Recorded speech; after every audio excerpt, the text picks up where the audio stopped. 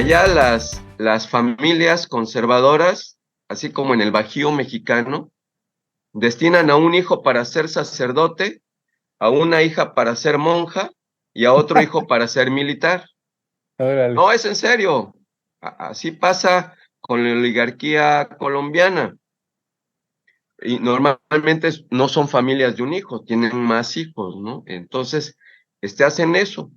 Hijo sacerdote, hija monja y otro hijo ejército.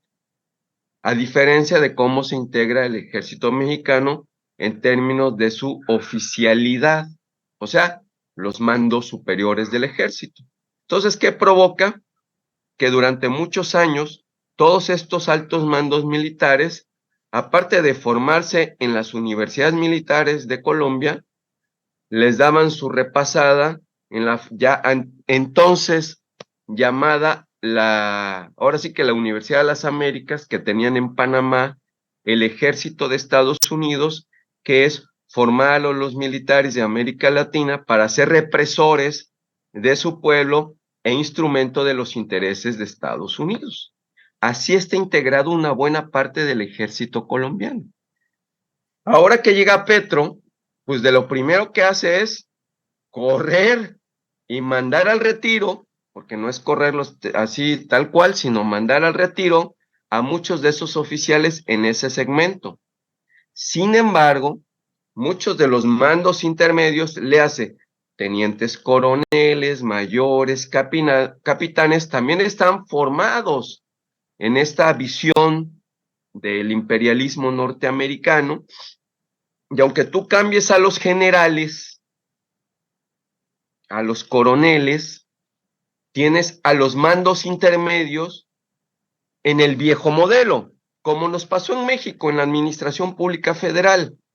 Cambias a los secretarios, a los subsecretarios y a los directores generales y pones gente aparentemente de la 4T, pero dejas a los directores de área, dejas a los subdirectores, dejas a los jefes de departamento, dejas a los jefes de oficina, priistas y panistas. ¿Qué pasa? Pues eso, lo mismo está pasando en Colombia en los mandos militares.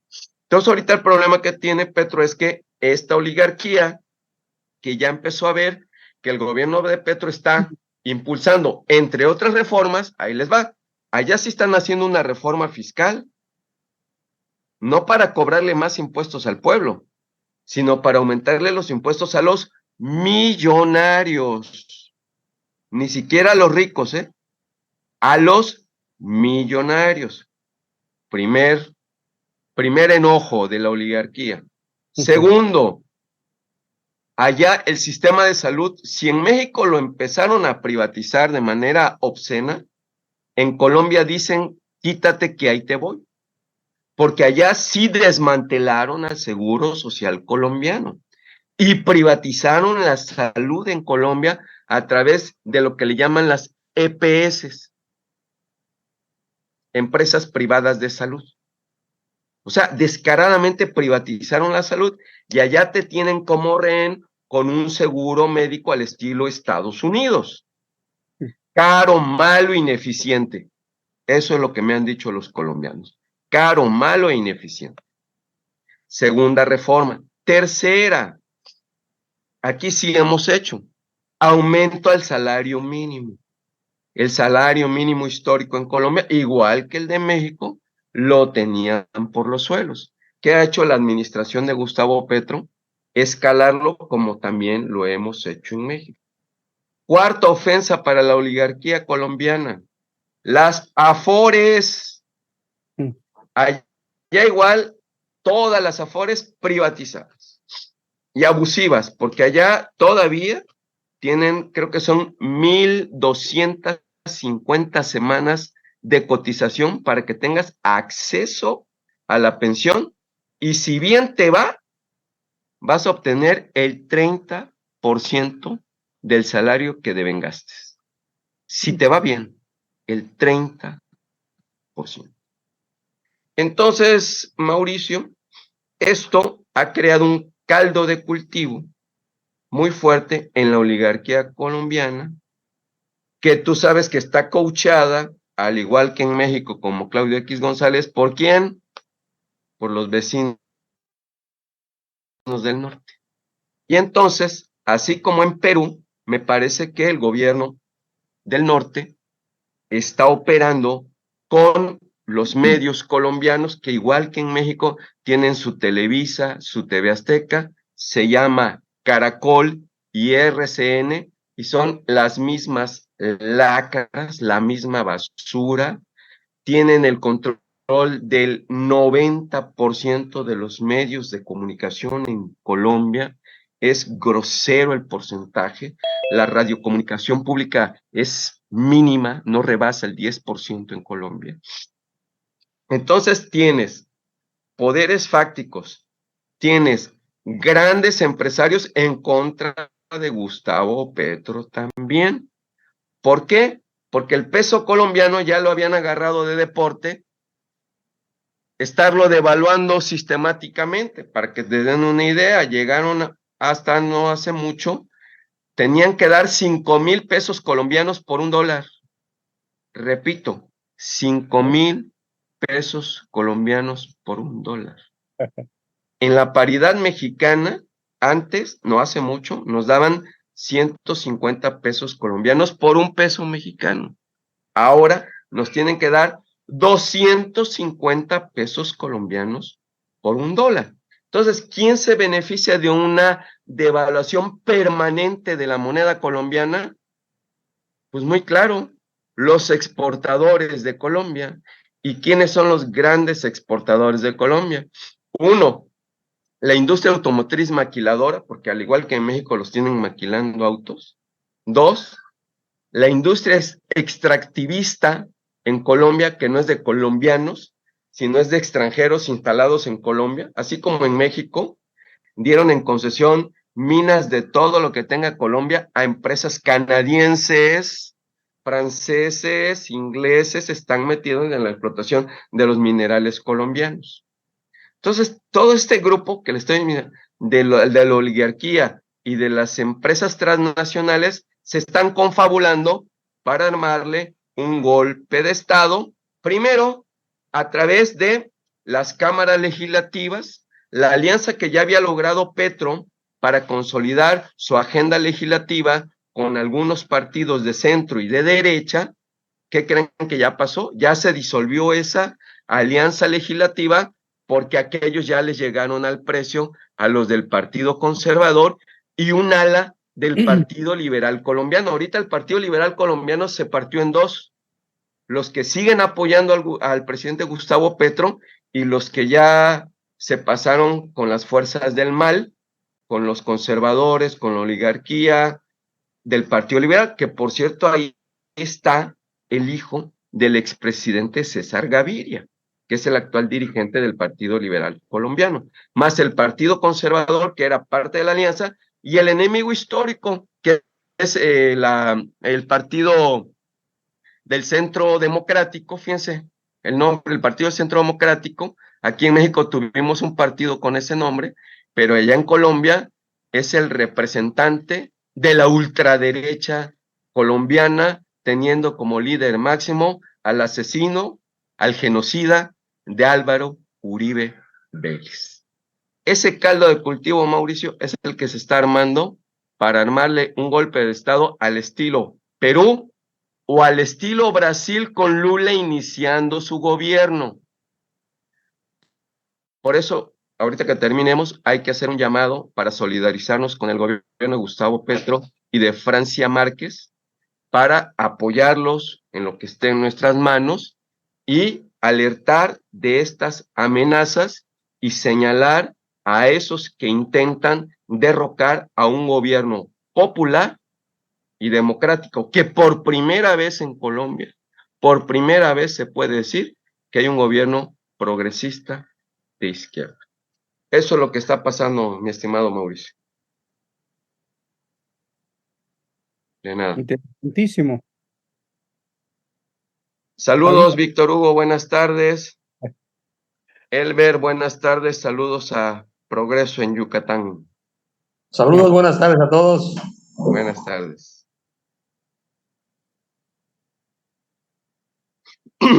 Había que ver la posibilidad de eh, un intercambio de ideas sobre la geopolítica en América Latina, ¿eh?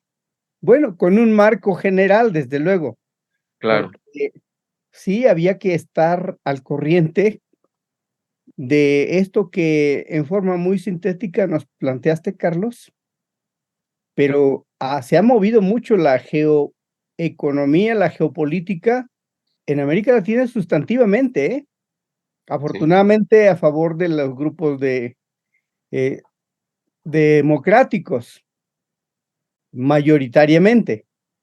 Aún, y había que entonces identificar geográficamente cómo está la composición de las fuerzas democráticas de izquierda, de las fuerzas de derecha, el grado de intervención estadounidense en el marco de la geopolítica mundial con la que está conectada, sin duda, ¿no?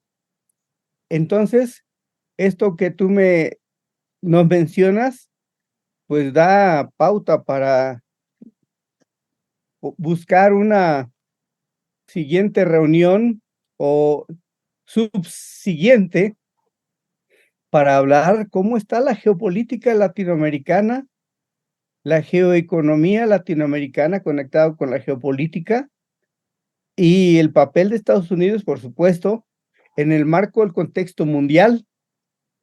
¿Cómo ven eso? Yo creo que sí, inclusive yo voy a procurar contactarme con algunos amigos allá en este caso en Colombia, para transmitirles esto que aquí estamos analizando y reflexionando, porque efectivamente aquí en el círculo ya habíamos platicado hace algunos meses del nuevo orden mundial. O sea, la geopolítica ya se está reorganizando. O sea, lo que pasa en Ucrania es una muestra de lo que está sucediendo. Recuerden que le intentaron dar golpe de estado a Lula a los 8 días de haber asumido el Sí. poder. ¿Pero qué hizo Lula? Ya metió a la cárcel al exministro de Defensa que estaba atrás de eso. O sea, no va, fíjense bien, lo que dice el profe Arturo es muy importante. No basta con ganar las elecciones, fíjense. Creíamos que con eso era suficiente y no, no, está muy claro. ¿Hay que ganar las elecciones como un proceso democrático? Por supuesto que sí, pero no lo es todo. Una vez al frente de las instituciones, uno, reformarlas, transformarlas a fondo. Y rápido.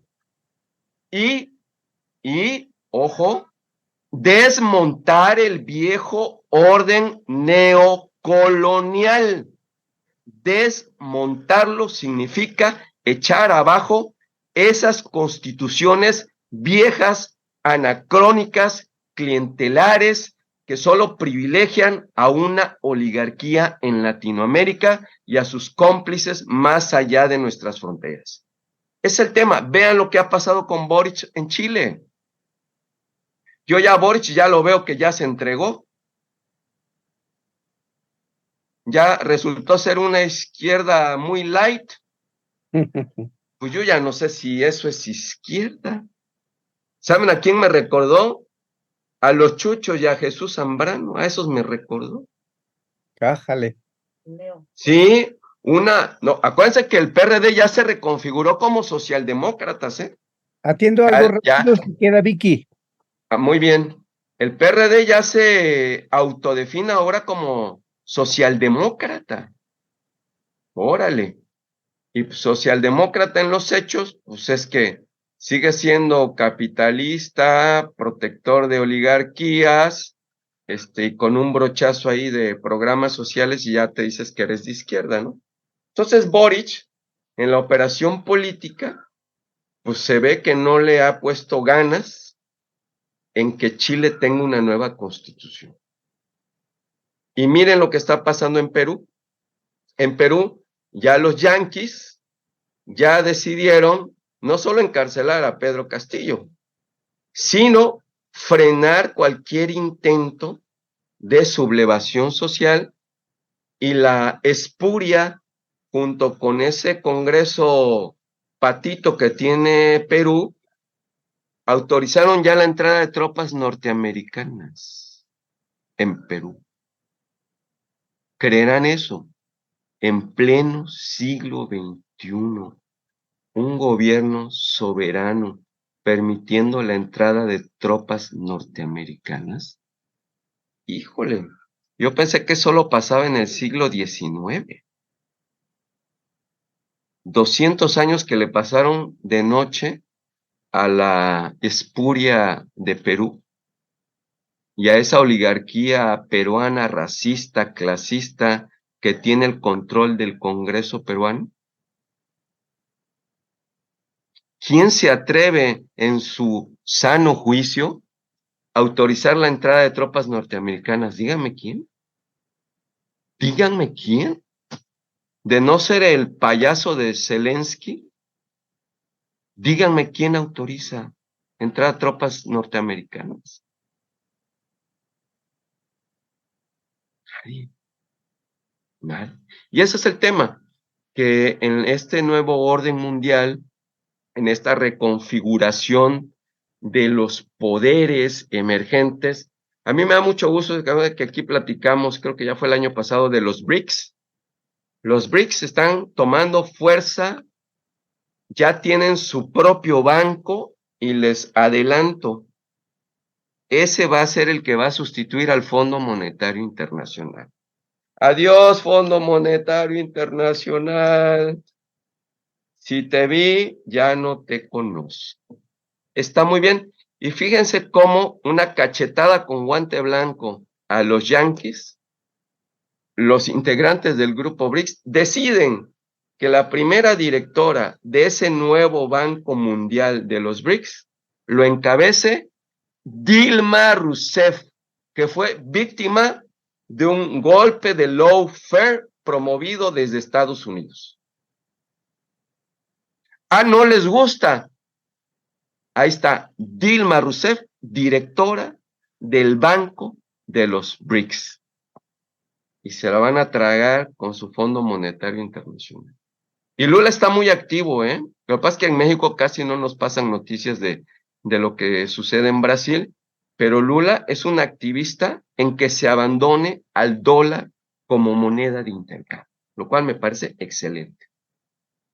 Y ahí la lleva, ya firmó un convenio con Argentina para que entre ellos tengan una moneda única, y en los BRICS están promoviendo que no se use ya el dólar en los intercambios de los propios integrantes de los BRICS. Y los BRICS ya están abriéndose para incluir a nuevos integrantes. Entonces, me parece que los BRICS se van a convertir en una especie de OCDE más lo que conocimos como Fondo Monetario Internacional, y en una de esas, con el paso de los años y de los integrantes, a lo mejor es la base de una nueva organización de las Naciones Unidas.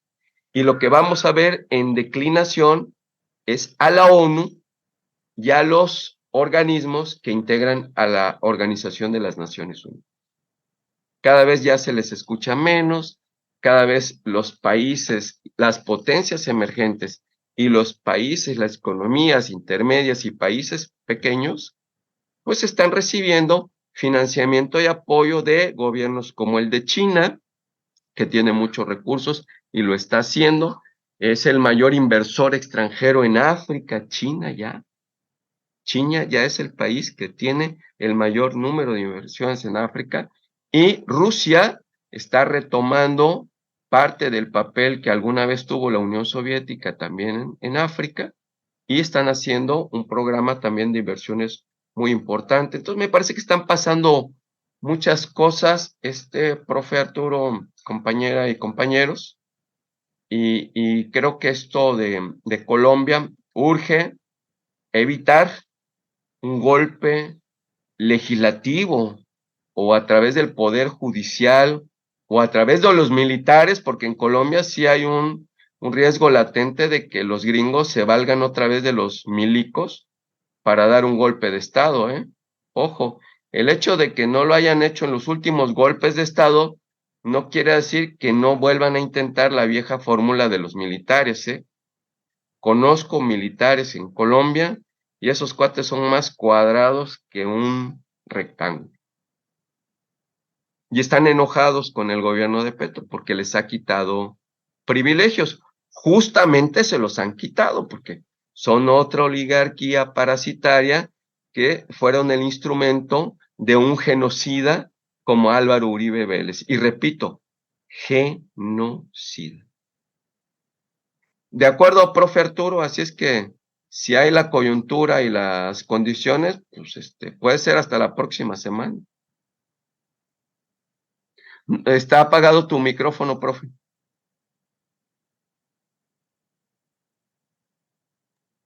Queda formado el punto para la primera oportunidad, ¿no? Muy bien. Pues si les parece, empezamos la reunión, ya se verá si se incorporan más compañeros, pero me pareció que es muy inevitable, más bien, el tema para poder hacer el debate amplio sobre el triunfo de Morena en las elecciones de gobernadora. Entonces, ya está, ya empezaste a grabar, correcto. Pues un saludo muy cordial, compañeros. Carlos, Mauricio, Elber, Víctor, Vicky, por su tiempo. Así que solamente una repasada de lo que ocurrió el 4 de junio, en que gana Morena las elecciones para gobernadora en Edomex, y Josefina gana al menos 10% arriba de su competidora, la señora Alejandra Morales. 10% arriba, ¿eh? Eso lo digo que por lo menos porque hubo mucho acarreo, mucha compra de voto, amenazas, se dio a conocer una gran cantidad de mañas que acostumbra el PRI, con toda la experiencia que señaló la señora Alejandra, de que hagan lo que puedan. Pues entonces 10% es un número formal menor que consideramos algunos que pues ya es una gran distancia de ganar por Morena al PRIAN y aliados. Delfina ganó el 53.3 del total de votos, Alejandra el 43.7 del total de votos. Entonces, con los resultados del domingo, Morena gobierna 70% de los mexicanos, igual a 91 millones de personas, de los 130 millones que somos, aproximadamente. Así que, además, Delfina Morena ganó 95 de 125 municipios de Edomex. Curioso, incluye a Tlacomulco, compañeros, la cuna de los multimillonarios. Ya no tienen esa cuna, ahora se tienen que dormir en otra cosa. Otra nota importante, que el PAN gana solamente 11% de los sufragios. PRD, nota interesantísima, 2.9 de los sufragios. ¿Qué nos dice? PRD con 2.9 sufragios respecto al total. Ya lo dejo a su severa crítica y la consecuencia que trae consigo. Bueno, el Verde y el PT con cobertura de Morena, con el nombre de Obrador, y tuvo un crecimiento relativo, y bueno, también se anota entre los triunfadores, ¿no? En el otro lado de la moneda, Coahuila quedó en manos de la derecha y de los traidores de pseudoizquierda, que fueron derrotados por su propia ambición en primer lugar. Manolo Jiménez gana 56.8 de votos con esa alianza PAN PRI PRD, y Armando Guadiana de Morena solo el 21.2. Entre los tres que perdieron, no juntaron el total de votos que ganó Manolo Jiménez de la alianza PRIAN-RD, y lo cual nos dice que hay materia para señalar el por qué. Estoy dándoles elementos que se sometan a juicio. Entonces, viene lo siguiente: el fracaso de PRIAN y sus aliados en Edomex ha tenido una condición nueva para Morena en el escenario nacional de próximas elecciones presidenciales. Eso es muy importante, la estrategia que viene. Este fracaso de PRIAN y aliados es lo inverso con el éxito sobresaliente Morena para posicionarse mejor en la contienda por la presidencia que se viene el próximo año. Diré algunos elementos finales como elementos de interesantes.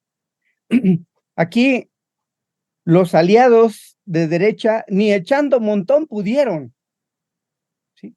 Es la primera vez que están así echándole montón en donde los agarró en línea Morena, y por ahí en el estado perdieron su registro algunos partiditos. Fue un gancho al hígado, pues, un knockout del pueblo del Estado de México por el hartazgo, la corrupción, los privilegios de esos grupos que se posicionaron en Estado de México 94 años. Entonces ya se les quitó la trinchera, se les arrebató la trinchera, no se les quitó, se les arrebató con el voto del pueblo. Se quitó el refugio de Alí Baba y sus 40 ladrones, acompañados de sus hijos, sus nietos y sus bisnietos, que ya no son 40 ahora. Ya no tienen ese control, y el manejo del Estado como instrumento de poder ya no lo van a tener, esa maquinaria de control y manipulación. Por lo tanto, una enseñanza que me parece pertinente subrayarla es: el triunfo del Estado de México es estratégico, porque fortalece a Morena en miras a las elecciones de 2024 y significa una pérdida de posesión del PRIAN para todas las cuestiones de privilegios y de corrupción en ese lugar. Entonces, otra nota de enseñanza que había que tomar y hacer un breve análisis: el PRIAN y aliados tienen una política notoriamente desgastada, enlodada por la corrupción, aderezada por la corrupción. Y una nota adicional: la conciencia del pueblo del Estado de México está despertando, las enseñanzas del licenciado Obrador sí están calando, se están entrando en la conciencia de las personas, y eso también creo que es uno de los elementos que contó para el triunfo de Morena en Edomex.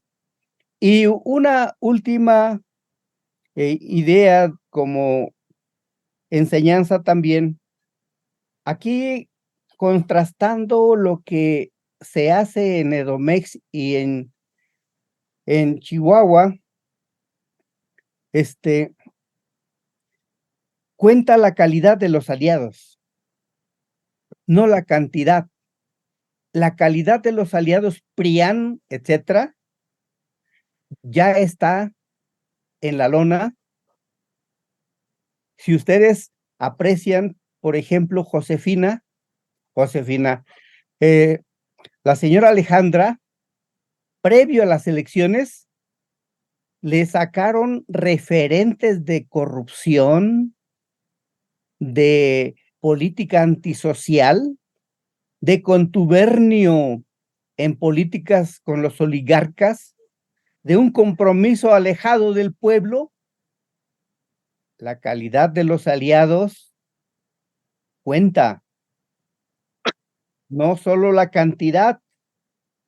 Entonces había que contrastar ese tipo de estrategias Edomex y Coahuila. Serían esas los elementos, por una parte recordatorios y al final algunas ideas de lo que me parecen enseñanzas que había que tomar, entre otras.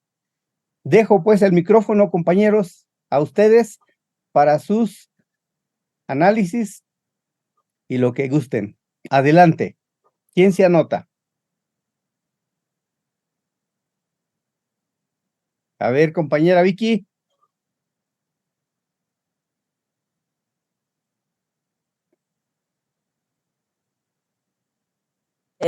Una cuestión de, ahora sí que de debate, ¿no? No, yo, a diferencia del profe Jaramillo, yo no tengo esta misma opinión sobre la cuestión de, que el PRI, que solamente importa la calidad, ¿no? Él mencionaba sobre esta cuestión de la importancia de los aliados que deben de tener calidad. Yo creo que ambas, tanto cantidad como calidad, son importantes en la parte de las alianzas. Y bueno, pues, ¿por qué? Porque la cantidad también te sirve para ganar los votos, porque la cantidad finalmente es el número de votantes que tú vas a llevar a las urnas. Y de hecho, pues Andrés Manuel gana la presidencia gracias a un masivo número de personas que fueron a votar. Entonces, los aliados son importantes, tanto creo que en calidad como en cantidad. Yo no, ahí tendría ahí un comentario diferente al del compañero Jaramillo, ¿no? Segundo momento, también creo que Jaramillo decía, bueno, pues es que se le dio un golpe fuerte al PRI, ya no tiene zonas importantes que tenían dentro de su poder, ¿no? Como cotos, como zonas de poder, como era Tlacomulco, pero ahí también creo que tendríamos que interpretar desde mi punto de vista, en realidad es forma y contenido, porque en forma ya no está el PRI. El PRI, de hecho, pues se supone que se pierde como una forma, como un partido político, como los tres colores, ¿no? Pero habría que hacerse la pregunta con quiénes hicieron alianza Morena. Y un ejemplo que puso hace ratito el compañero Carlos, decía él, tú puedes cambiar al presidente, puedes cambiar a los secretarios de Estado, pero si tú no cambias los mandos intermedios, pues es muy difícil hacer el cambio. Y lo estamos viendo, de hecho, cuando Andrés Manuel está en la presidencia, cambia jefes de Estado, secretarías, pone a otras personas que se supone que son de confianza, que van a favor de la 4T, pero ya abajo en los mandos medios, pues siguen siendo la gente que trabajó con el PRI, sigue siendo gente que trabajó con el PAN. Entonces, aquí en caso del Estado de México, ¿realmente se fueron los del PRI o únicamente cambiaron, ahora sí que la vestimenta, ¿no? Del PRI se pasaron a Morena? porque hubo unos días antes, hubo un problema, creo que, pues, bueno, yo escuché eso en una red social, donde había habido ya problemas con entre el PRI y el PAN, ya no estaban llegando a ciertos acuerdos. Entonces, toda esa desbandada que no estuvo de acuerdo con el PAN, pues se fue a Morena.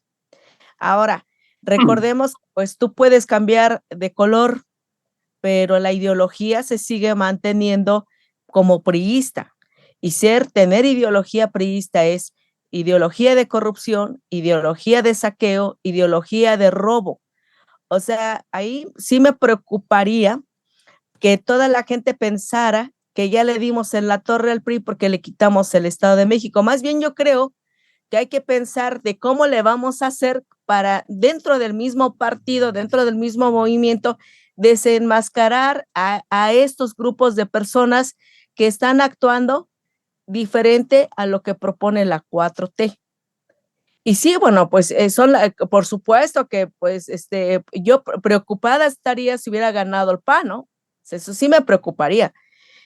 Fue muy bueno que se ganara por parte de Morena porque eso nos da menor incertidumbre en el proceso electoral para el 2024, un menor incertidumbre porque en la política nunca hay algo absoluto, ¿no? Ya vamos a ganar el 2024. Por ejemplo, Morena tenía la presidencia, pero no tenía el Estado de México, ¿no? Entonces tenía la Ciudad de México, pero no tiene, por ejemplo, todos las alcaldías de la Ciudad de México. De hecho, las elecciones de la Ciudad de México fue un caos la vez pasada porque inclusive perdimos alcaldías. Entonces siempre hay un constante movimiento y siempre hay cambios. Entonces yo creo que para mí, pues en conclusión sería cantidad y calidad en toda la cuestión de los aliados, porque son importantes tanto en la parte de la formalidad como también en la parte de los votos, pero también en la calidad de los aliados, en la parte de cómo comprometerse con la palabra y cómo comprometerse con la 4T. Y en el caso, por ejemplo, del PRI, pues realmente perdió el PRI o solamente se pasó de una playera a otra playera, ¿no? ¿Y qué hacer nosotros los que estamos realmente convencidos de la 4T y que estamos dentro del movimiento? Ahí lo dejaría, compañeros. Ok, compañera Vicky. Sigue Víctor Hugo, adelante.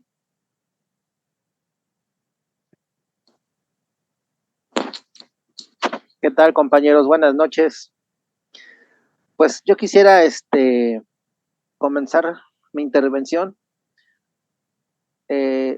pues diciendo que estoy muy orgulloso, muy contento, muy satisfecho del esfuerzo, de la labor, del trabajo de los compañeros en el Estado de México, los que fueron de la ciudad a apoyar como representantes de casilla. Lo más importante era cuidar la elección. Creo que la elección se cuidó también, que pese a que hubo una compra masiva de votos, fue más el porcentaje de la población que votó en contra de la candidata y de la alianza de lo que quedó, o de lo que quedó, o de lo que queda o quedó de ese régimen. Ese régimen priista, ese viejo régimen político ya no existe, ahí se cayó. Aparte, pues fue notorio en el Estado de México algo que pasó en el 2018, esas fuerzas políticas o que se revisten de fuerza política, pues no pudieron operar.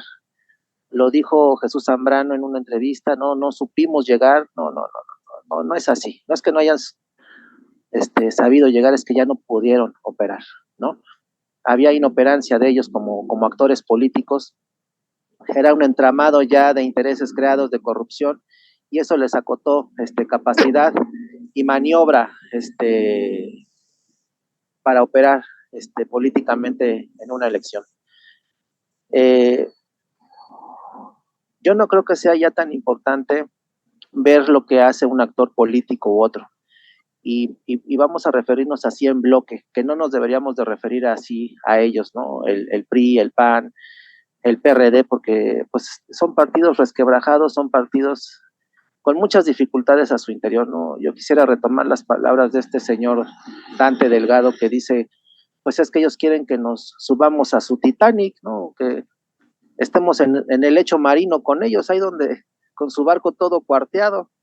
¿no? Yo no sé qué victoria pudo tener el PRD en el Estado de México y Coahuila, donde pues presumiblemente va a perder su registro, ¿no? Lo mismo que Nueva Alianza en el Estado de México, ¿no? Es más bien un ejercicio de propaganda esa alianza, pues que no tiene mayor trascendencia. Y yo no me preocuparía tanto por la gente que está de un color o de otro, finalmente ellos se obedecen a una dirigencia y se suman o se restan a un proyecto, ¿no? Ya no pueden actuar de otra manera ni de forma contraria a esa, ¿no? Y en el Estado de México había una percepción clara de que las cosas no iban a cambiar, no iban a ser diferentes en el día con día de la gente, en el día con día de la población, si no salía el PRI.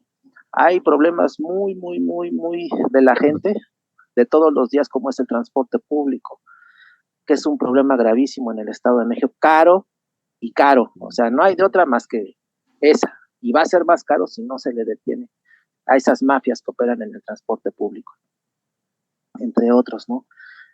No hay cobertura de salud, en fin, ¿no? Hay una pobreza en cuanto a cobertura institucional en el Estado de México que va a cambiar totalmente, que va a ser una labor encomiable la de la maestra Delfina, creo que tiene una claridad en lo que tiene que hacer en su labor de gobierno, y pues yo auguro pues éxito total en el Estado de México, ¿no? La gente va a apoyar y va a apoyar la transformación del Estado de México, ya no va a ser el mismo el Estado de México, ya no es el mismo, va a ser otro muy diferente en los próximos meses y la gente lo va a notar.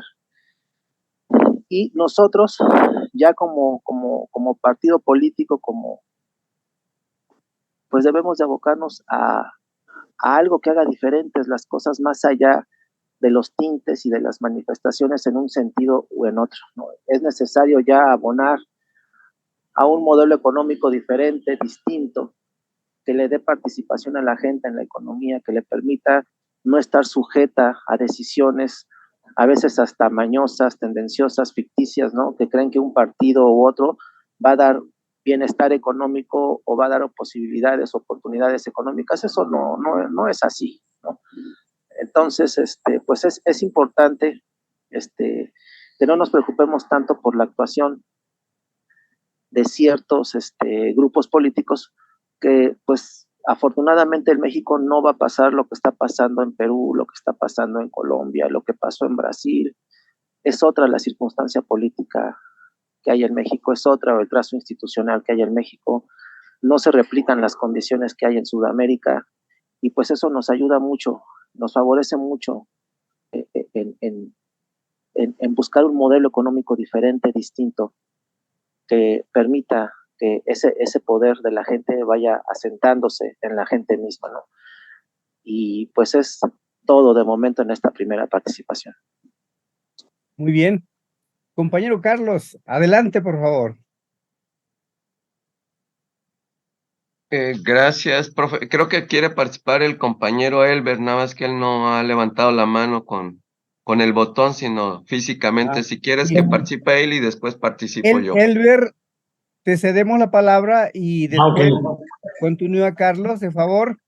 Sí, gracias, ¿no? Yo creo que tanto usted, como dijo el maestro Arturo, como la maestra Vicky, como dijo Víctor Hugo, ¿no? Entonces, yo concuerdo con la maestra Vicky en que se debe tener gente de calidad para participar en las próximas elecciones en rumbo al 24, es muy importante. Sobre todo también, ¿qué tipo de aliados tenemos? Yo, la verdad, nunca confiaré en el verde ecologista, sobre todo por cómo se ha portado a través de los años desde que se ha creado el partido, ¿no? Yo creo que los del verde están de más siendo aliados de ellos, siempre estaré en contra que la verdad sea nuestro aliado el verde ecologista, porque siempre va a estar a favor, se vende al mejor postor. Yo creo que sin dado caso, decir en el 24 si llega a perder o tener una posición muy poca, creo que se vendería al PAN o se vendería al PRI. Otra cosa, yo creo que no hay que minimizar al rival. El PRI todavía aún no está muerto, aún no está, digamos, cabizbajo, porque todavía gobierna alcaldías, todavía tiene diputaciones locales, todavía cuenta con diputados federales. Yo creo que no debemos minimizar al rival. ¿Y qué debemos, cómo podemos hacer mejor las cosas? Creo que trabajando de la manera correcta. Creo que la maestra Delfina, puta que ganó en el Estado de México, debe poner a las personas adecuadas en los puestos en los puestos de las secretarías o algo que ya tenga a su cargo, y también, como digo, a la maestra Vicky, que en los puestos intermedios pongan a gente que sea transformista, y de preferencia que si son personas de calidad morenista, mejor, que también sean ciudadanos leales a una transformación, que no pongan al azar a gente que nada más por cuestiones políticas o de amiguismo o algo por el estilo, ¿no? O de alianzas, que porque me apoyaron lo voy a poner, no, yo creo que deben de hacer deben buscar en los mejores perfiles para poder gobernar. Yo creo que si la maestra Delfina, como decía Víctor Hugo, hace un buen trabajo, yo creo que en el 24 podemos arrasar, sobre todo que hay la mayor votación en el Estado de México. Por ejemplo, ¿no? Que no nos pase lo que aquí en Yucatán en el 21, cuando se impusieron a gente que venía de extracción priista. Nos pasó que la gente no salió a votar, ¿no? Como en el caso de Coahuila, pusieron a Guadiana como oposición y eso la gente no lo vio bien. La gente dio votos de castigo porque así se reflejó en la votación. Sí, sinceramente, yo creo que debe poner a la gente con mayor calidad para lograr muchas más cosas. Yo siempre he estado de que el PRI, y otra cosa también, yo creo que el PRI o el PAN, esas personas que se van o que se meten a Morena, yo creo que más bien puede ser una estrategia de la propia oposición, ¿no? Vete allá, métete a Morena y haz que todo se frene, deja a un lado que a la gente militante de Morena, causa estragos, ve tú de qué manera puedes causarles molestias y tú ve cómo de manera internamente daña a Morena. Yo creo que esa es la estrategia de la oposición y como decía la maestra Vicky, tenemos que ver que la militancia en el Morena, rescatar otra vez los principios, sobre todo a rescatar a la gente, a la militancia de Morena, porque es muy importante. Sí, es cuanto. Gracias, compañero Belbert. Ahora sí, toca su turno, compañero Carlos. Adelante. Muchas gracias, profe Arturo. Siempre un gusto compartir con ustedes e interactuar en este ejercicio de reflexión colectiva. Miren, pues el proceso que vivimos el domingo pasado, pues ya lo habíamos abordado unas sesiones antes de celebrarse. Me da mucho gusto que finalmente se reconozca el triunfo que ya se había obtenido en el Estado de México, hay que decirlo.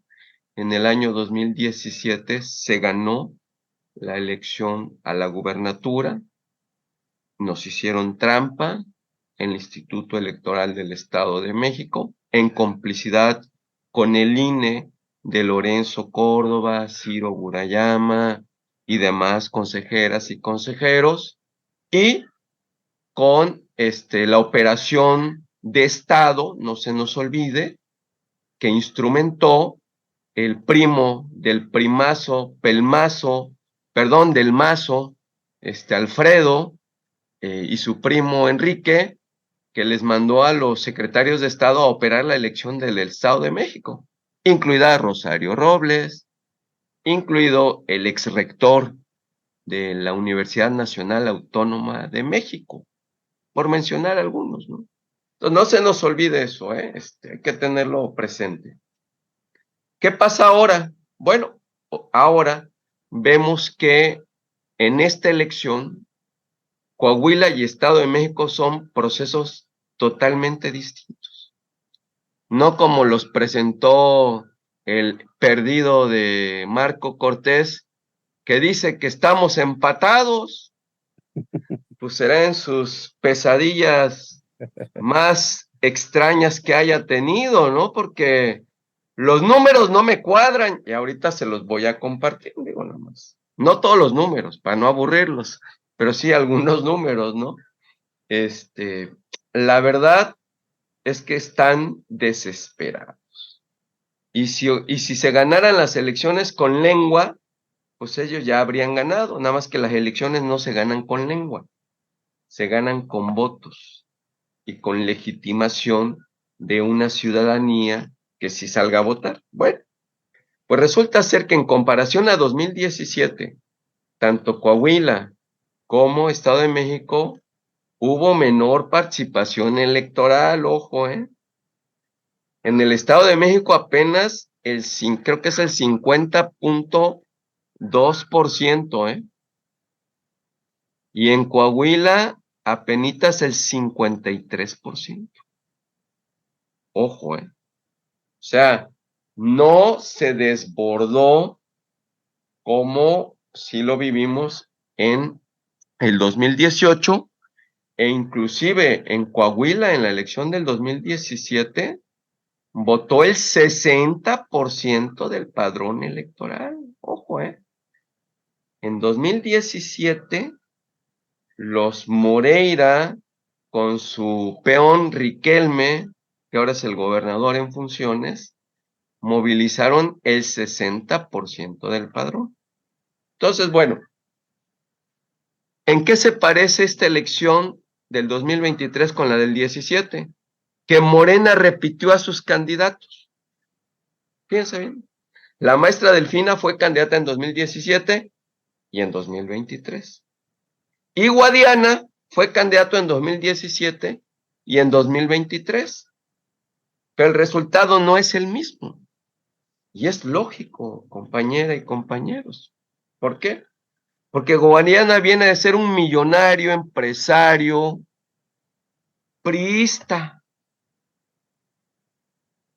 que se le pegó a Andrés Manuel para ayudarle a financiar el movimiento, y ahí se metió.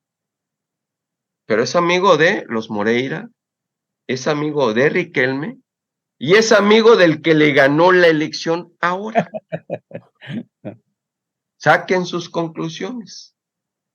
La pregunta es, ¿por qué Morena postula a un personaje de ese calado? A diferencia de la maestra Delfina, que ni es millonaria, ni es gandalla, viene del sector educativo y viene del movimiento social. Está muy claro.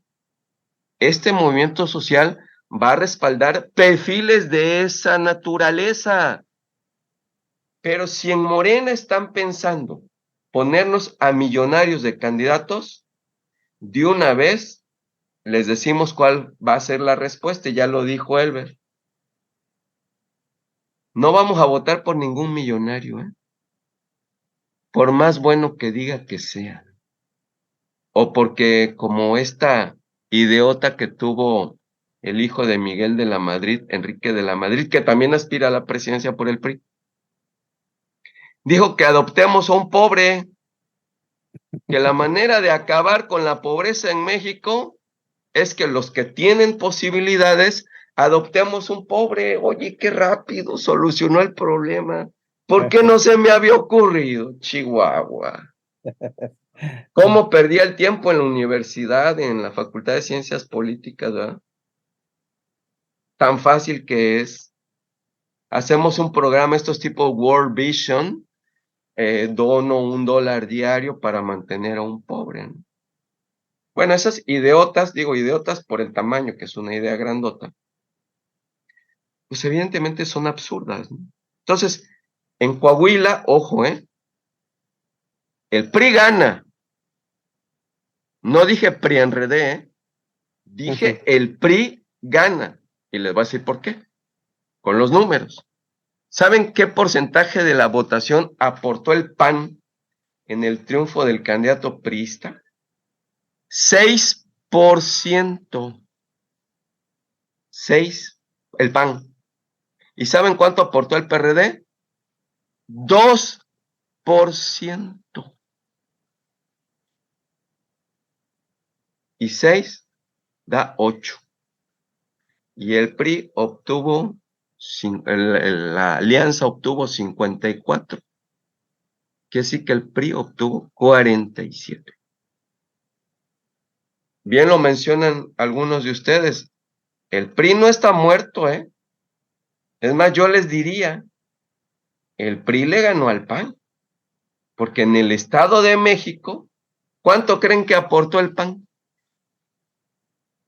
Con todo y el famoso cinturón azul. 11%. 11% de la votación de la Alejandra la Inmoral. 11. Quiere decir que, bueno, y ahí les va el del perderé. 2.9%. 2.9. el PRD pierde el registro estatal tanto en Coahuila como en el Estado de México. Y Nueva Tranza, ¿cuánto le aporta a la coalición? 1.9 la maestra Elbester Gordillo. Entonces, realmente, ¿quién le dio los votos, aunque no le dio para ganar, por supuesto, a Alejandra Lein Moral? Pues el PRI. El PRI. O sea, el PRI no está muerto. Ojo. Pueden decirme, ¿el PRD está muerto? Sí. Nueva Alianza, sí. Es más, les voy a decir una cosa. Con esto, yo creo que se confirma mi hipótesis de que la cacareada alianza por la presidencia no se va a consolidar, aunque digan que sí. Y les voy a decir por qué. Porque quien hace un acuerdo con Alito Moreno es un ingenuo. Y Alito Moreno les va a sacar a los del PAN estos números que les acabo de dar. Les va a decir, a ver, papacitos, a los del PAN, el PRI cedió el Estado de México, que es la joya de la corona, en la negociación, según ellos, ¿no? Porque quedó la Alejandra Lein Moral, que obtiene más votación que el que hubiera obtenido el del PAN. Y va a decir, bueno,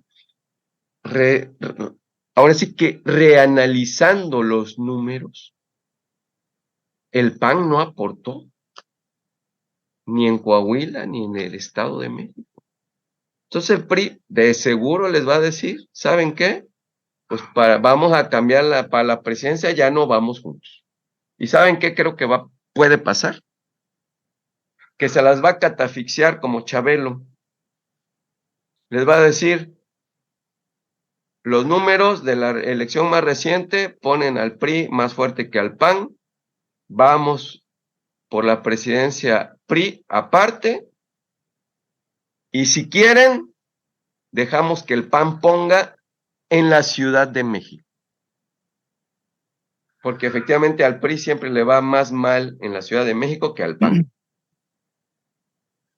Y le va a decir al Marco Cortés, si quieren, chatos, ¿eh? Si no, ahí les voy a aventar a la Lili Telles para que se lo siga mordiendo. Es una hipótesis, ¿eh? Ahí se las dejo para la reflexión, porque hacer un acuerdo con Alito es de ingenuos, ¿no? Entonces, me parece que el triunfo de la maestra Delfina, por segunda vez, refrenda el hartazgo de la sociedad mexiquense hacia estas prácticas macabras, ya me atrevo a calificarlas de macabras, no solo de corruptas, de estos pésimos gobiernos priistas, que afortunadamente en el caso del Estado de México va a impedir que cumplan 100 años, pero en Coahuila no.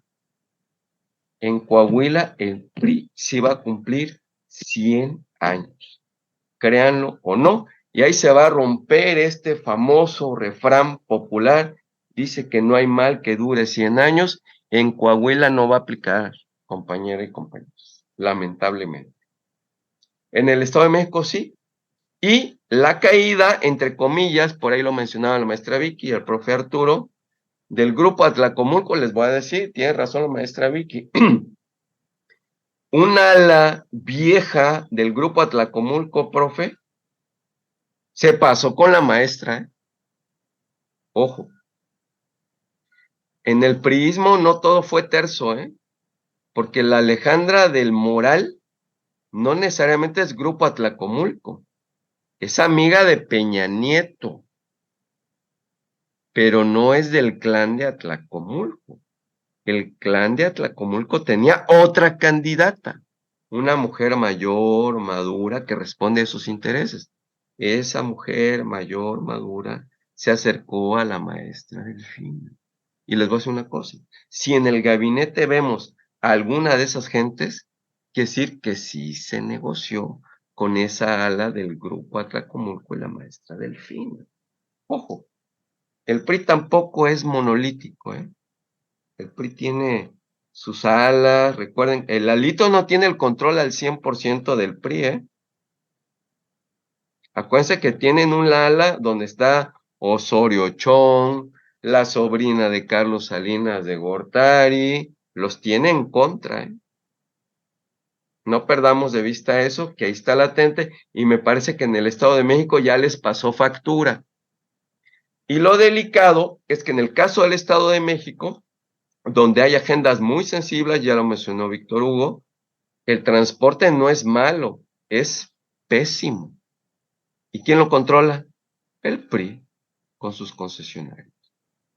Ahí nos vamos a dar cuenta si la maestra Delfina trae una vocación de hacer un gobierno diferente, si nombra al frente de esa Secretaría de Movilidad a una gente que no sea del PRI.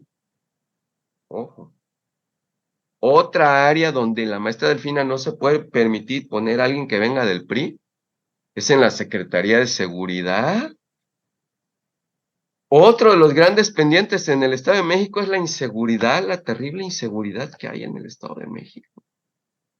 Los servicios de salud, o sea, en esas áreas no puede haber del ala del grupo Atlacomulco que se acercó a la maestra Delfina. No sé cómo lo vaya a gestionar la maestra Delfina, ahí sí no podría adelantarme. Pero cuando nombre el gabinete, ahí nos vamos a dar cuenta. Y lo otro que es muy importante, y ya lo decíamos en el prólogo de esta sesión, no basta con ganar las elecciones. Es difícil ganar. En el Estado de México la tuvimos que ganar 2 veces para poder llegar a las áreas de gobierno. Pero eso no significa que ya estén resueltos los problemas. Necesitamos no solo a los de arriba, yo insisto, a los de en medio y a los de abajo, como decía Mariano Azuela. ¿Por qué su famoso libro, Los de Abajo? Pues porque ahí está el empoderamiento del pueblo, abajo, no arriba, que siempre lo vemos mal. Creemos que porque el presidente nos dice es que hay que barrer de arriba para abajo. Oigan, pero cuando dice hay que barrer de arriba para abajo, no quiere decir que no hay que barrer abajo, ¿eh? También hay que barrer en medio y hay que barrer abajo si queremos la transformación real y profunda. Y miren lo que son los números, ¿no? La maestra Delfina en la elección pasada le reconocieron el 31.8% de la votación. Ahora rebasa el 52%. En Coahuila, el priista de Guadiana en la elección pasada obtuvo el 11%, 2017. El priista de Guadiana, con el registro de Morena, ahora obtiene 21%, o sea, 10% más que hace 10 años, a pesar de estar con la sombra del presidente López Obrador y a pesar de que a última hora Verde y PT declinaron en favor de Guadiana, nada más de dientes para afuera. Porque esa es otra gran simulación del Verde y del PT, hay que decirlo. Porque yo les voy a decir que los grandes ganadores en Coahuila son el PT y el Verde. Morena pierde, pero el PT gana, el Verde gana, y les voy a decir cómo. El PT al declinar a última hora, aparentemente queda congraciado con el presidente para ser parte de la coalición en 2024. El PT obtiene una votación que jamás en su vida había logrado en Coahuila el PT. El PT jamás había logrado el 13% de la votación. Claro que le convenía un candidato que fuera aceptado, que tuviera aceptación, porque el PT jamás, lo más que ha logrado que es el 4% en Coahuila. Y claro, 13% con la ley actual son varios millones de pesos de financiamiento para el PT. Segundo triunfo para el PT. Tercero, con el 13% de la votación, el PT va a tener diputados locales, que no va a ser Mejía Verdeja, sino va a ser gente del PT, porque van a llegar por la vía plurinominal. Y eso no los puso García Verdeja, sino la partidocracia del PT. Y ahí les va su cuarto triunfo del PT, que acostumbran a hacerlo en muchos estados. Con el gobierno en turno, en este caso Riquelme del PRI, le sacan otro dinero para hacer el papel del divisionismo que hicieron. Entonces, miren, el PT ganó por 4 lados. Y el Verde lo mismo. El Verde postuló a Lenin, que es presidente de un partido político local que se llama UDC, Unión Democrática Coahuilense. Hizo lo mismo. Es más, la Güera Velasco logra sacarle al presidente, que lo incluye en la lista de los aspirantes a la presidencia de la coalición de Morena. Díganme qué mérito tiene el señor Manuel Velasco. Mencióneme uno. No les pido más, uno. ¿Qué mérito tiene? Perdónenme, dentro de nuestro movimiento social hay muchísimas más compañeras y compañeros que pueden y tienen por mérito propio y trayectoria aparecer en la encuesta presidencial. Eso me parece una muy mala señal, incluir a Manuel Velasco en la lista de los aspirantes. A diferencia de Noroña, ¿no? Podemos o no coincidir con Noroña, pero ese cuate es más congruente que Velasco, sin duda, ¿no? Entonces, en aras de la... ¿Ustedes conocen un comité municipal del Verde Ecologista? ¿Conocen un comité municipal del Verde Ecologista? Yo no. Bueno, comités estatales, yo le conocí unas oficinas acá en Yucatán, que por cierto ya las quitaron. El Verde, ¿dónde está territorialmente, compañeros y compañeros? ¿Dónde está? No existe esa cosa. Es una franquicia de mercadotecnia política de tercera. Es increíble que lo sienten a la mesa casi en igualdad de condiciones. No puede ser, compañeras y compañeros. ¿Y por qué creen que la Güera Velasco declinó y dejó a su suerte al candidato en Coahuila? No solo para que lo incluya, él sabe que no va a ganar la encuesta presidencial, lo sabe. Pero ¿saben qué? Sí, creo que va a querer. Va a querer decidir la candidatura a la gubernatura de Chiapas. Eso sí. Va a querer que en Chiapas quede una gente que le proteja sus espaldas y sus negocios al señor Velasco. Vean cómo todo está concatenado, ¿eh? Y hasta MC aparece. Ustedes dirán, ¿cómo? Si MC ni participó en la elección a gobernador, ni en el Estado de México, ni en Coahuila. ¿Pero qué creen? Sí participó en Coahuila con diputados al Congreso. Y les digo, la magnífica votación de Movimiento Ciudadano en Coahuila para el Congreso, un magnífico 2%. 2%. Esa es la oposición que tenemos, compañeras y compañeros. Entonces, en resumen, vean cómo este proceso del domingo pasado nos deja muchas lecciones, tan es así que no han pasado ni 2 días y ya se movió el tablero, compañeras y compañeros. En el pueblo les decía que no me invitaron a la porrúa ahí por el Templo Mayor a cenar, a mí tampoco, no solo a Noroña. Y yo sí estoy afiliado a Morena, ¿eh? Noroña no, pero yo sí. Oigan, no, pues ya se movió el tablero porque Marcelo anunció desde antes que ayer iba a dar un aviso. Perdón, antier, el lunes. El lunes era el plan original de dar a conocer un aviso público, su posicionamiento. Y entonces el presidente se le trata de adelantar y convoca a una cena que no estaba programada, por cierto, tampoco, y convocan a los gobernadores, convocan a la dirigencia de Morena, pero no a la del Verde ni a la del PT, y convocan a 4 aspirantes que formalmente están en Morena.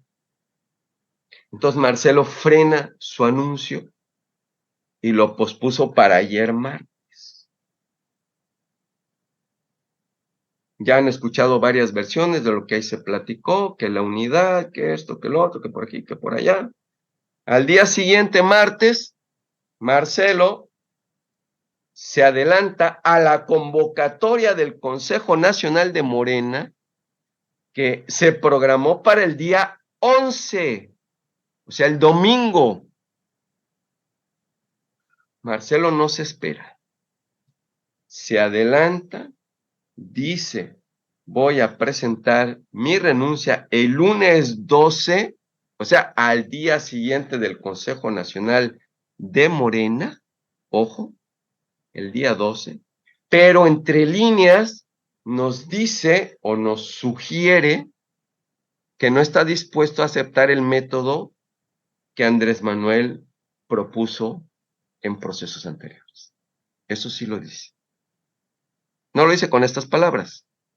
O sea, no es una encuesta a cargo de la Comisión Nacional de Elecciones de Morena.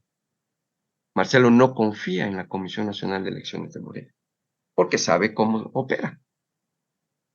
Entonces, no. Tienen que ser supervisadas con encuestadoras espejo. Ojo, fíjense bien. No le dice no rotundamente al presidente. Le dice, va, pero por cada encuestadora que pongas, yo pongo una encuestadora externa. Y si hay diferencia entre el resultado de esta y esta, me estás haciendo trampa. Alguien está haciendo trampa. Porque 2 más 2 son 4 aquí y en China. Pero en nuestro México mágico, aquí pones a Mitofsky y te dice que 2 más 2 es 3. Y pones a Buendía y Laredo y te dice que 2 más 2 es 1. Y pones a un comunicador como Loret, te va a decir que 2 más 2 es 5.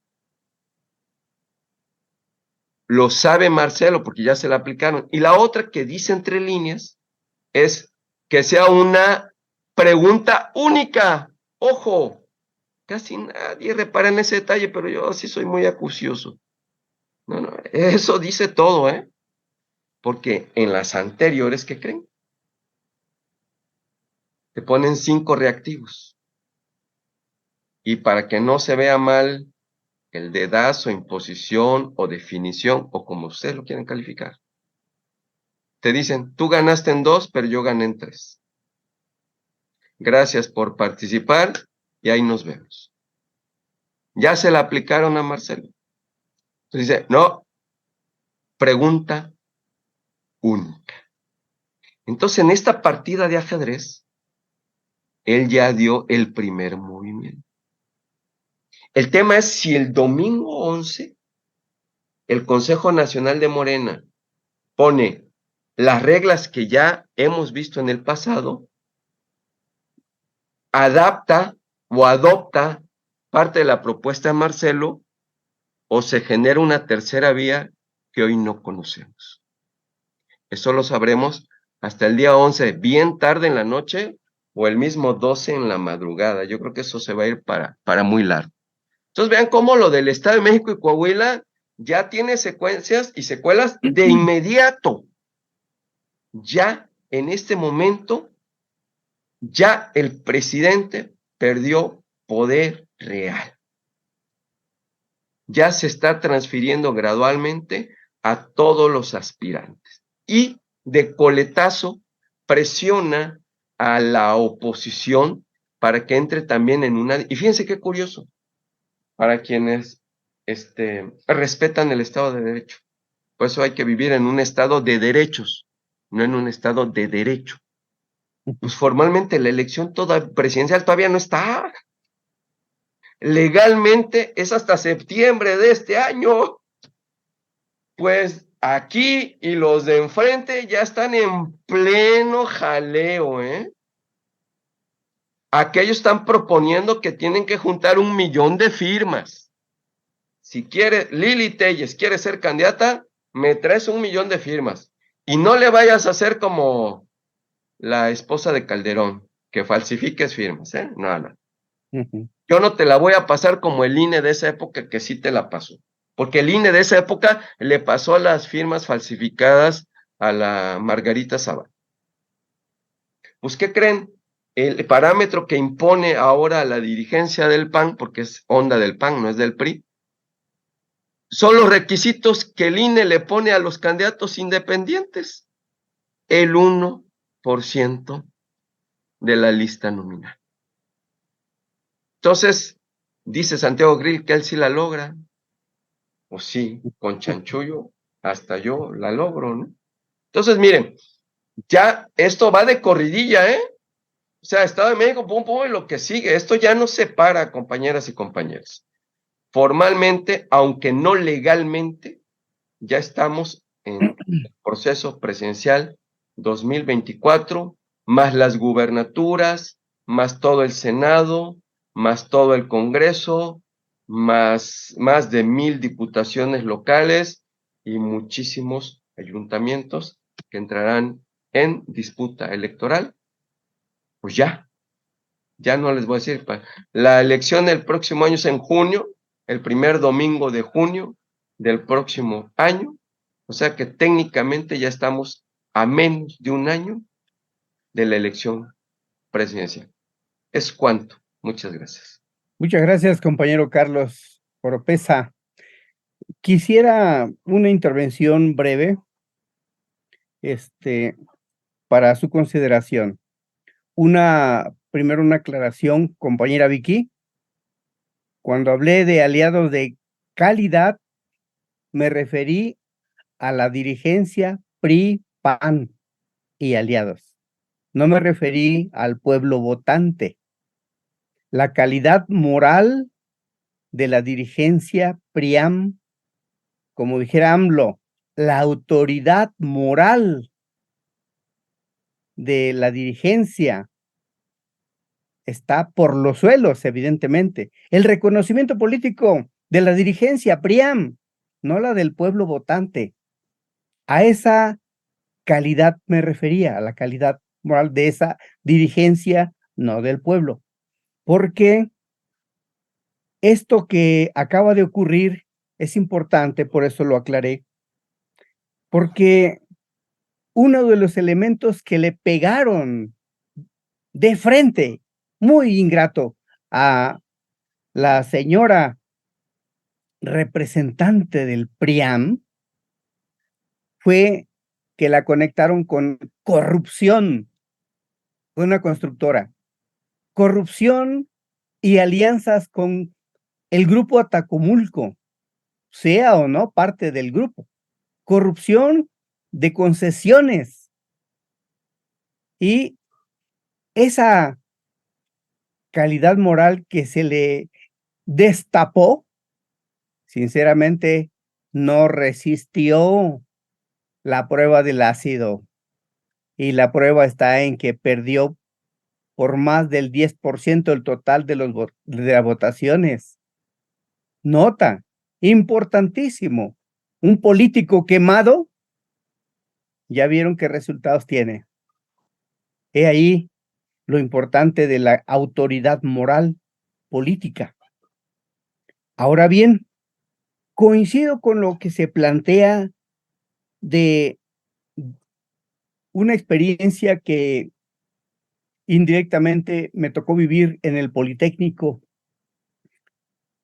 Hubo un director que llegó a la dirigencia del Politécnico y le dio un espacio de poder como especie de consolación al ex director del Politécnico. Y le dijeron: dejaste vivo a tu contrincante.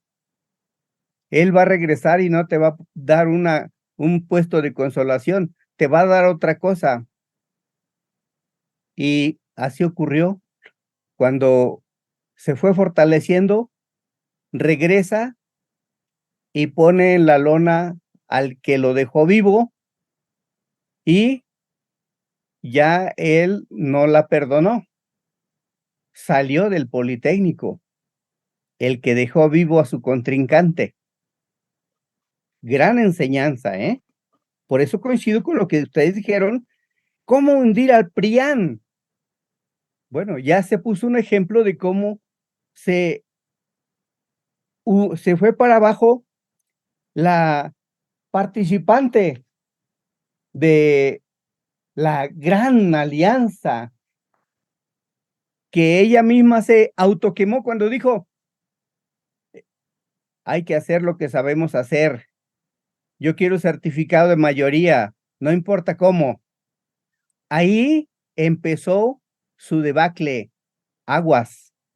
Gran enseñanza, ¿eh? Y hay que darles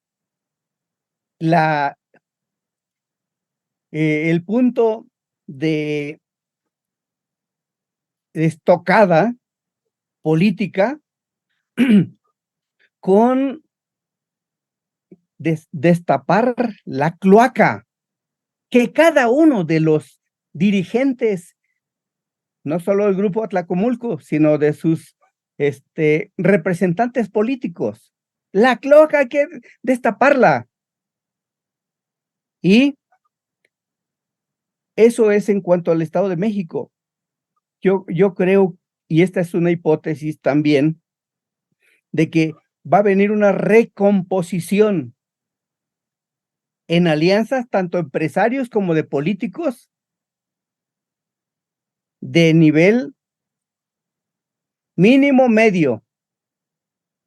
Una recomposición porque muchos ratones que ven el barco hundido se van a salir del barco y se van a querer subir a otro barco que es de colorcito rojito, algo así. No me cabe duda, ¿eh? Van a saltar del barco del PRIAM y van a querer subirse al barco Morena. Y van a sentirse arrepentidos, y yo creo que Mario Delgado es una llave muy buena para eso. Por eso creo que viene una recomposición no solo empresarial, sino también de cargos de la dirigencia. No dudo que del PRD van a decir, ya fui a la villa, me regreso a Morena.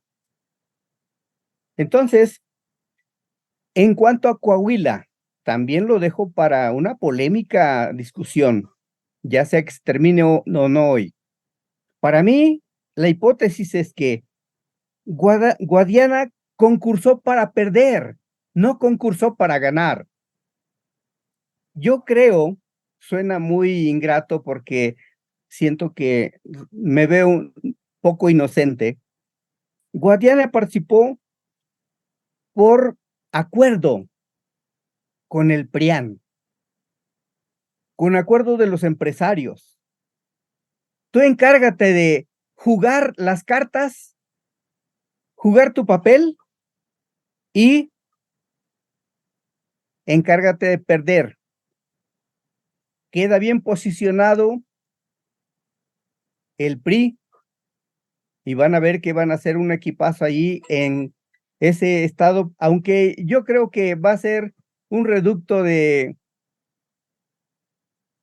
ratones, pero que no van a tener el impacto nacional, evidentemente, muy diferente con relación al Estado de México, que tiene una condición estratégica, el Estado de México, por la capacidad de inversión, por la influencia de los empresarios, porque imponían presidentes y funcionarios, gobernadores, etcétera. O sea, son muy diferentes las condiciones de cada estado.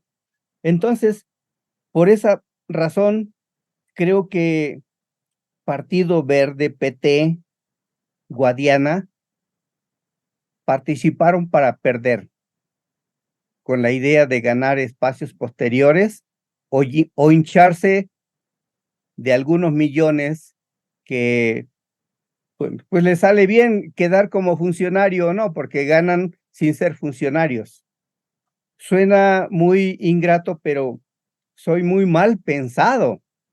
Y esas son algunas hipótesis que yo planteo en torno a lo que sigue en las perspectivas para este tipo de personeros de la política en cuanto al Estado de México, en cuanto a Coahuila, y creo que independientemente de esos bemoles, creo que Morena queda posicionado con otra condición política porque sí va a minar mucho el que les quita el poder estatal a los empresarios, el poder que solapaba la corrupción, el poder de manipulación, el poder de fuga de capitales, el poder en todo. El Estado era el instrumento principal de esos grupos para postular gobernadores. Entonces, creo que eso es lo que podemos tener de enseñanzas para lo que sigue.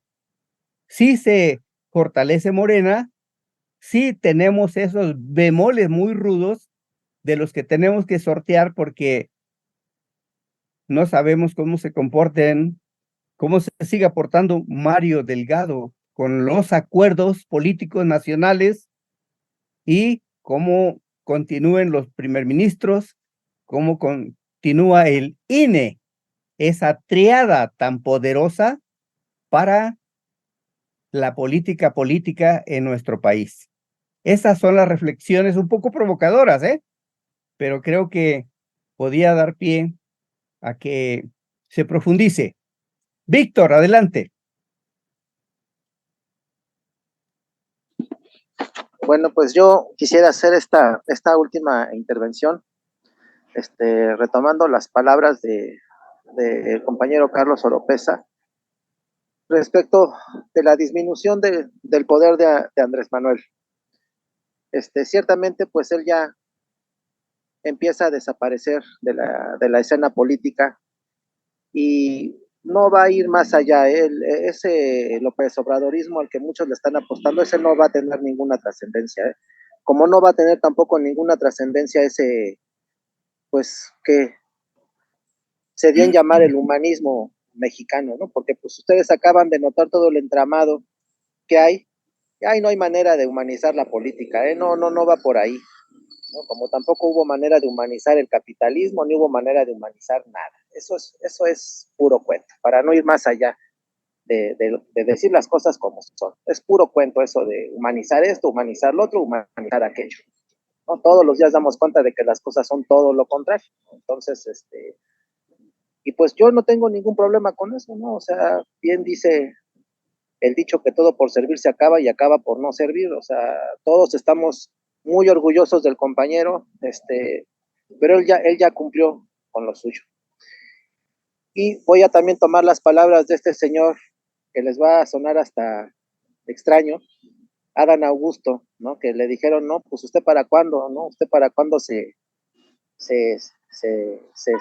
presenta a las candidaturas, ¿no? Y citó a Andrés Manuel cuando le dijo, no, pues que los tiempos del Señor son perfectos, ¿no? Que él sabrá cuándo y en qué momento, ¿no? Si es que va a aparecer en esa escena política.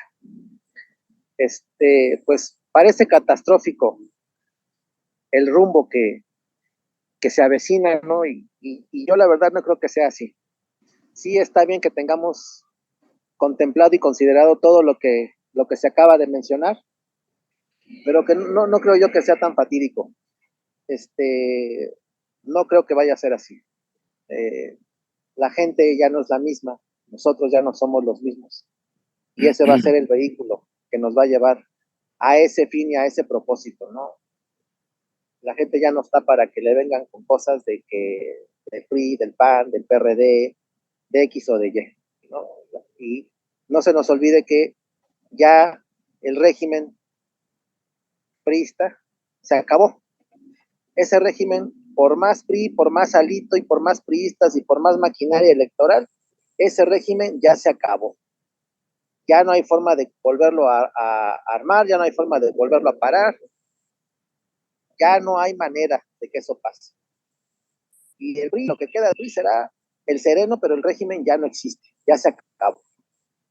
Lo último que quedaba de ese régimen estaba en el Estado de México y ahí se terminó. Los grupos, las personas y demás, bueno, pues esos tienen otra trascendencia, otra envergadura, es otro ámbito de acción política. Pero ese régimen ya se acabó.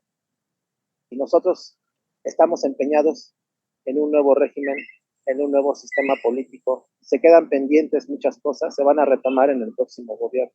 Hay una reforma política que se tiene que retomar, que es necesario consolidar. Y serán otras las circunstancias en ese momento. Y por eso mismo yo soy, pues, tengo una perspectiva, distinta, diferente a lo que se acaba de mencionar aquí. No nos podemos enfrascar en eso. Tratemos de ver un poquito más allá de lo cotidiano, de lo difícil, lo complicado de la actuación política. No va a ser tan fácil la transición, pero tampoco va a ser muy difícil, ¿no? Como dice Andrés Manuel, hay que confiar en la gente, ¿no? Y ese va a ser el vehículo. No tenemos por qué dudar al respecto. Y también quiero tomar ya por último las palabras del profe Jaramillo cuando dice, pues no hay que dejar vivo al enemigo, ¿no? Pues no hay que dejar más que jugar o determinar la vida del enemigo, y yo creo que aquí el profe está conmigo, no hay que dejar vivo el ámbito de acción política del enemigo, ¿no? Y eso es a lo que me acabo de referir. Ese régimen ya no existe, ya no está. Ellos se van a tener que reorganizar, se van a tener que recomponer para volver a constituirse en otro ámbito de acción. En el que ellos se venían desempeñando ya no están, ya no pueden volverse a desempeñar ahí mismo. Entonces, pues ese es el último comentario que quería que hacer. No es tanto la vida del enemigo, sino el ámbito, el medio, la forma en el que ese enemigo político, se mueve. Y pues es todo en esta última participación. Gracias. Ok, gracias, Víctor. Elber, ¿querías participar? No vi. Sí, más una cuestión nada más. Adelante, Sí, entonces. ¿Puedo?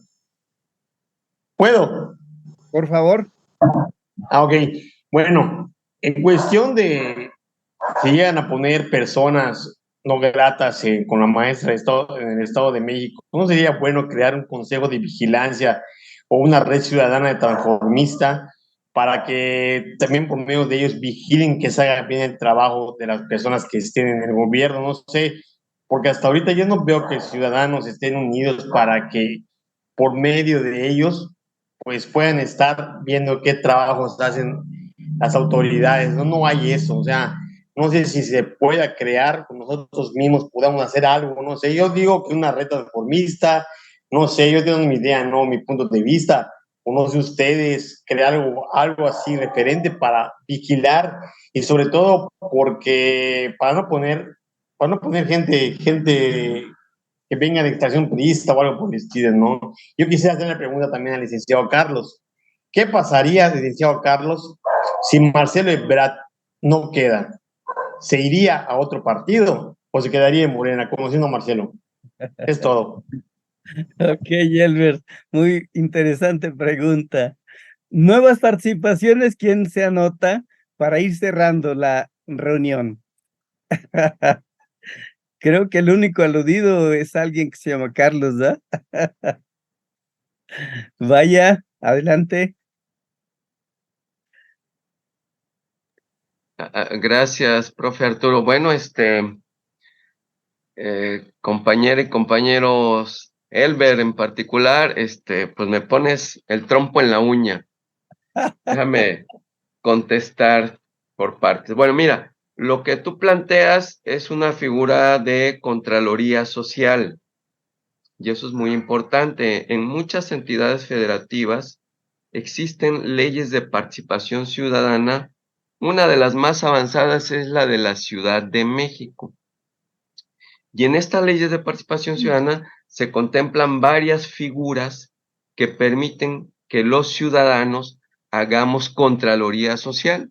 Menciono solo algunas. Por ejemplo, hay observatorios ciudadanos para defensa de derechos humanos, para transparencia, lucha anticorrupción, movilidad, ejercicio transparente de finanzas públicas. O sea, no tengo yo la precisión si en la legislación del Estado de México exista esto que estoy platicando. Sí me consta en la de la Ciudad de México, que está pegadito.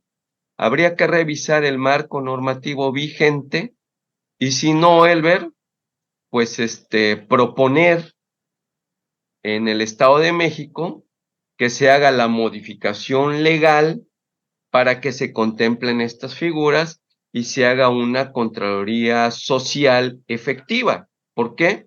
Porque tienes razón. ¿De qué sirve después de ganar 2 veces la gubernatura me salga la maestra Delfina y nos nombre a Arturo Montiel como secretario de Finanzas del gobierno del Estado de México? Imagínense que la maestra Delfina, hoy voy a nombrar a mi gabinete, convoca a la prensa y nos sorprenda. Pues tenemos como flamante secretario de Finanzas a Arturo Montiel, ching. El secretario de Contraloría Social y Función Pública, Enrique Peña Nieto, contra.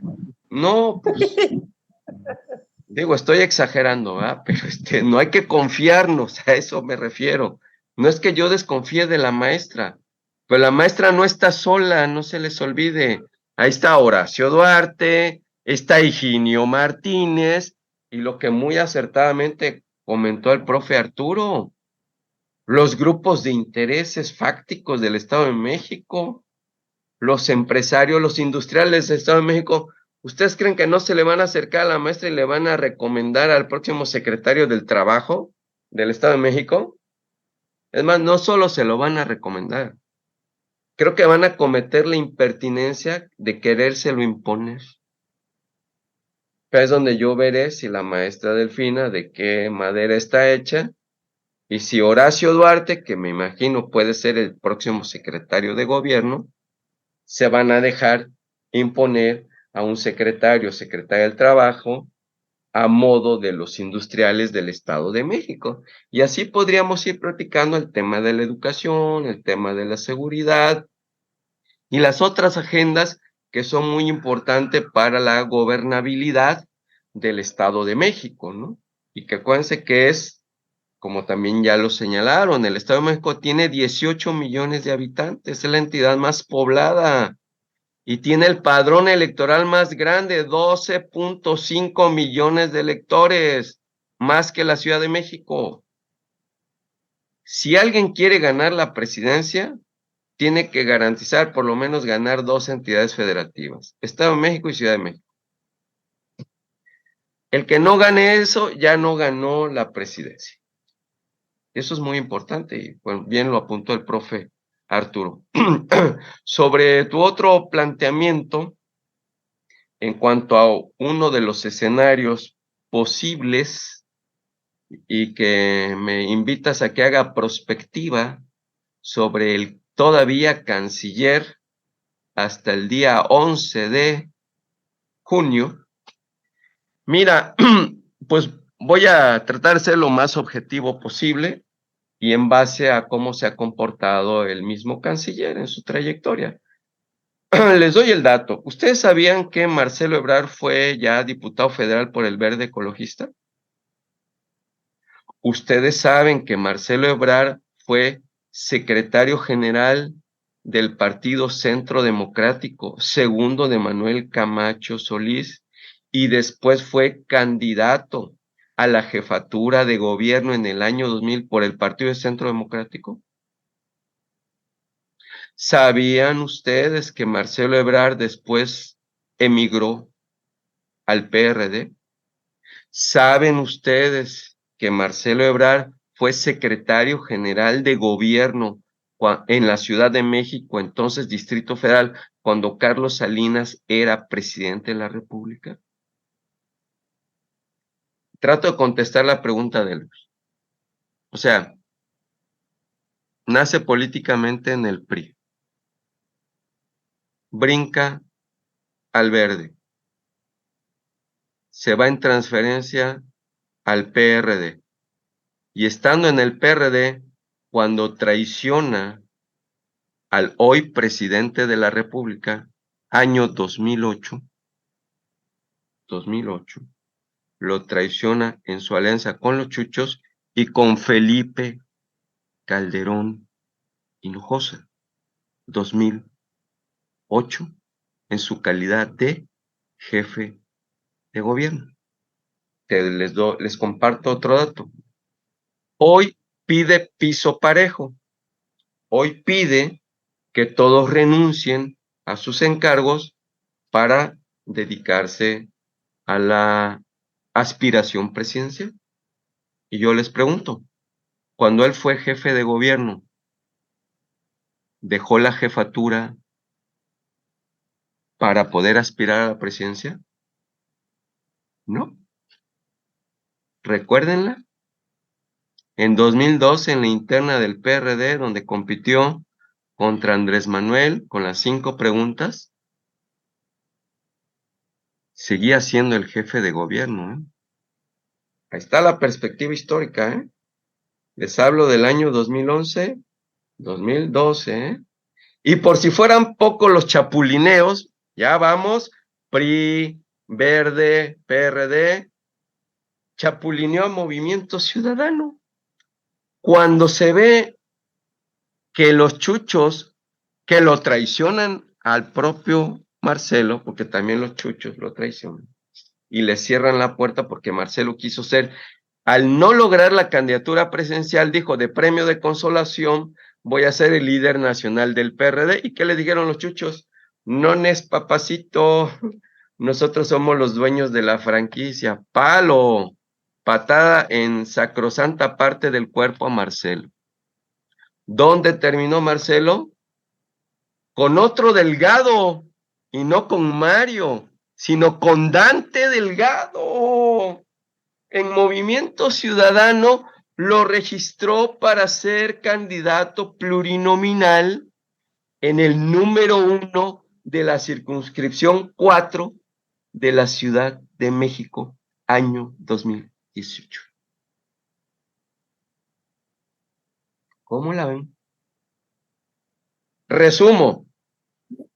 Nace PRI, brinca Verde, transfiere PRD, salta MC y se afilia a Morena en la charada de elección de consejeros que se inventó el otro Delgado, el Mario, que fue un verdadero ejercicio antidemocrático, por no decir otra palabra más fea. ¿Cuántos partidos llevamos, Elber?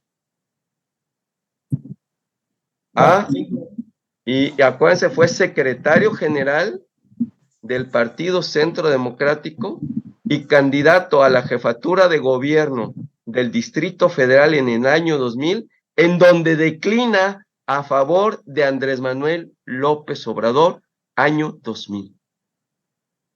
6 partidos. ¿Te dice eso algo, Elber? Completamente. Digo, son los hechos concretos, revisables, verificables, mi estimado Elber, ¿eh? Pues, ¿qué pueden pasar? 1000 cosas, ¿no? Tampoco es tonto, ¿eh? Es muy hábil. Efectivamente, yo creo que ahí va la elección de Coahuila. Verdeja tampoco crean que perdió, ¿eh? O sea, ese 13% para Verdeja es un capital político, ¿eh? Ese capital político de su 13% en Coahuila lo va a vender a alguien para la elección del 2024. Y me huele que va a ser en Movimiento Ciudadano el caso de Mejía Verdeja, lo que acabamos de vivir en Coahuila. Entonces, Marcelo, entre más tiempo esté en Morena, Albert, compañeras y compañeros, para él va a ser mejor. Entre más adeptos del movimiento social se jale es mejor. porque ese capital, a donde vaya, lo va a vender de la mejor manera posible. Y a lo mejor no le da para ganar, pero sí le va a dar para ganar perdiendo. Y es lo que acostumbran a hacer. Los chuchos tienen una larga historia de derrotas electorales, pero ganan millones de pesos. Aquí la pregunta es si a Marcelo le interesa trascender en la historia política o solo le interesa ejercer y tener poder para enriquecerse o para otra cuestión que no mencioné, pero además la toco así al final, de que ahí lo ven muy bien los demócratas desde Estados Unidos. Saquen sus conclusiones. Es cuanto, muchas gracias. Muy buena reflexión, Carlos, gracias por eso. Elber, Gracias. para regresar, para redondear esto, y nomás les agrego a lo que dijo Carlos, el único que le puede ganar a Ebrard en chapulinear, a Muñoz Ledo. Fuera de ese, no sé quién más. Regresamos contigo, compañero Elber. No, más bien decir muchas gracias al licenciado Carlos. Es todo. Gracias por la explicación. Gracias. Con mucho gusto, Albert. Adelante, adelante. Sí, Arturo, compañeros, miren, estos ejercicios de perspectiva siempre son muy interesantes. La política es una ciencia social, no es una ciencia exacta, ¿verdad?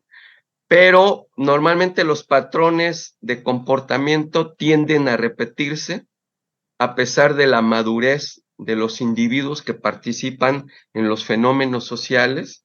Y efectivamente, como dice el profe Arturo, pues uno de los campeones del chapulineo es Porfirio Muñoz Ledo, ha sido líder nacional del PRI, del PRD, ya también fue candidato presidencial muchos no saben, pero existió un partido que se llamó Partido Auténtico de la Revolución Mexicana, el PARM, y declinó para alzarle el brazo a Fox y terminó declinando a Fox en el año 2000 para apoyarlo en el PARM.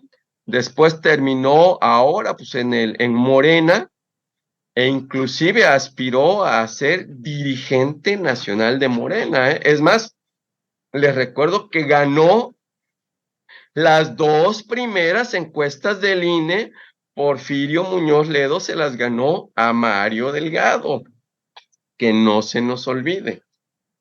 Entonces vean cómo los que traen manufactura originaria PRI, que es el caso de Marcelo, que es el caso de Porfirio, terminaron hoy a la vuelta de los años recalando en este movimiento social representado por el partido Morena. Aquí el gran reto, que todavía no sabemos qué es lo que vaya a suceder, es si Morena va a sobrevivir dentro del movimiento social o el movimiento social va a rebasar a Morena como partido burocratizado y creará otra institución a partir del año 2025, como pasó con el PRD, que cumplió su ciclo, se tomó la definición política de crear otro instrumento jurídico político que hoy conocemos como Movimiento de Regeneración Morena, y posiblemente ese Morena que ya llevó al poder al hoy presidente de la República, amor, cumple con un ciclo histórico ese, y en 2020, depende de lo que suceda, en 2025 podríamos ver la creación, la fundación o el surgimiento de otro nuevo agrupamiento político que le dé cauce a este movimiento social progresista de izquierda que ya lleva muchos años y que va cambiando de denominaciones, pero el movimiento social es el mismo y es el que va a trascender y provocar las grandes transformaciones que requiere el país, y por supuesto vamos a participar para que se profundicen las transformaciones que hemos logrado. no es para darle continuidad a lo que está, es para profundizar lo que hemos logrado y realmente llegar a donde todavía no llegamos, a empoderar al pueblo, a los de abajo, como diría Mariano Azuela. Es cuanto, muchas gracias. Sí, Elber, tú cierras y luego tú y Mauricio cierran. Sí, por decir algo, ¿cuántos chapulines así tendremos en cada entidad que brincan de partido a partido? En cada entidad federativa que tenemos en la República. ¿Cuántos tendremos? Yo, por ejemplo, aquí en Yucatán, citaría una muy famosa ya, ¿no? Verónica Camino Parjada. Y Aguacho, inclúyelo también. Juan Aguacho también. Pero en todo el país hay de esos, mi estimado Elber. Sale. Muy bien. Mauricio.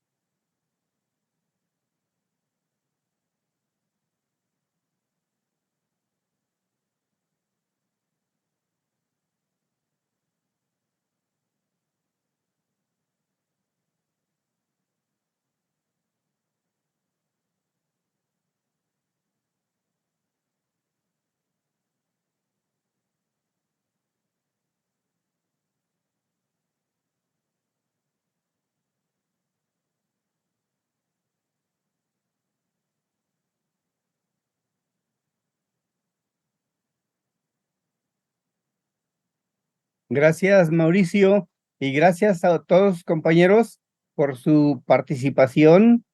Vicky, Mauricio, Carlos, Elber, Víctor Hugo, gracias por estar en este círculo Regeneración. Nos vemos próximamente. Vicky. No, nada, gracias. Bueno, que tengan buena noche todos. Saludos.